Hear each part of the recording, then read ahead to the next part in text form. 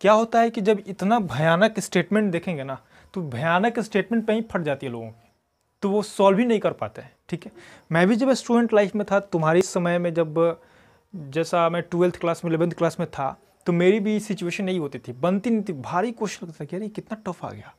लेकिन जैसे ही तुम प्रैक्टिस करोगे ना क्वेश्चन की, तो भाई मतलब समझ जाओ कि तुम्हारे लिए हर क्वेश्चन ईजी हो जाएगा। और क्वेश्चंस को ईजी बनाना चाहते हो खुद के लिए, तो प्रैक्टिस करना पड़ेगा। Practice makes a man perfect. ठीक है, और एक और चीज़ तुमको बता रहा हूँ कि होता है ना कि मतलब प्रैक्टिस मतलब क्या, एक्सपीरियंस। तो एक स्टेटमेंट कहा गया है, जो कि मैं संदीप महेश्वरी जी की वीडियोस देखता हूँ, तो उसमें मेरे को मिला है स्टेटमेंट कि एक्सपीरियंस से एक आदमी सक्सेस होता है। और एक्सपीरियंस कहाँ से आता है? बैड एक्सपीरियंसेस से। तो ये बैड एक्सपीरियंस क्या होता है? ये बैड एक्सपीरियंस तुम यहाँ पे अपने लाइफ में अप्लाई कर सकते हो। 12th क्लास में 11th क्लास में तो अप्लाई कर सकते हो। वो ये है कि तुमसे क्वेश्चन नहीं बन रहा। जब तुमसे क्वेश्चन नहीं बना, जूझते रहो उस क्वेश्चन से। जब तक बने नहीं तब तक छोड़ो नहीं उसको।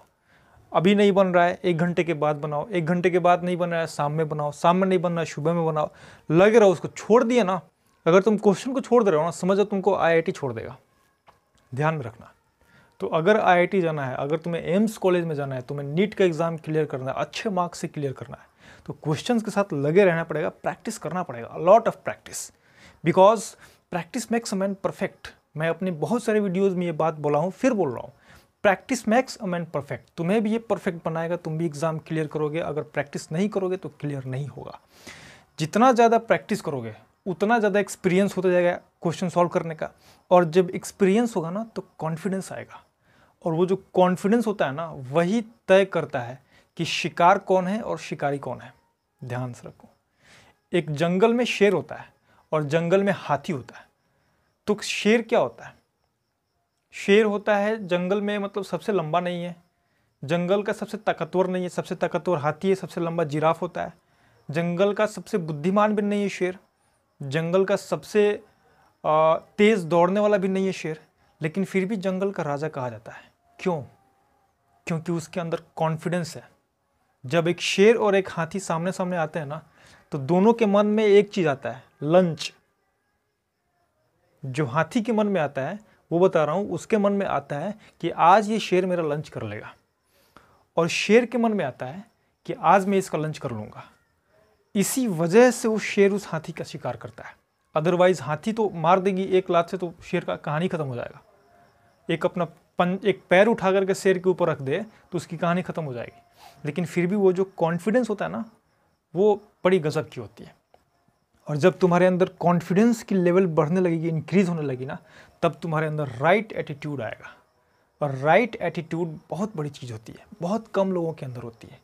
तुम जो भी किसी भी फील्ड में जो सक्सेस लोग हुए हैं, उनसे जा करके तुम मिलोगे, तो उनके अंदर राइट एटीट्यूड तुम्हें दिखाई देगा। और वो राइट एटीट्यूड कॉन्फिडेंस से निकल के आती है। ठीक है, और कॉन्फिडेंस कहाँ से निकल के आता है? एक्सपीरियंस से। एक्सपीरियंस कहाँ से आता है? बैड एक्सपीरियंसेस से। मैं यहाँ पे लिख दे रहा हूँ, इसको पॉज करके छाप लो।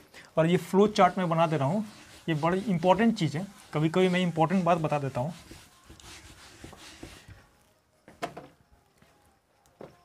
सबसे ऊपर क्या है? सक्सेस।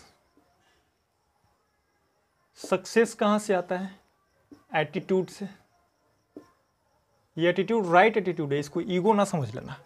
एटीट्यूड कहाँ से आता है? कॉन्फिडेंस से। कॉन्फिडेंस कहाँ से आता है? एक्सपीरियंस से। और एक्सपीरियंस कहाँ से आता है? बैड एक्सपीरियंसेस से।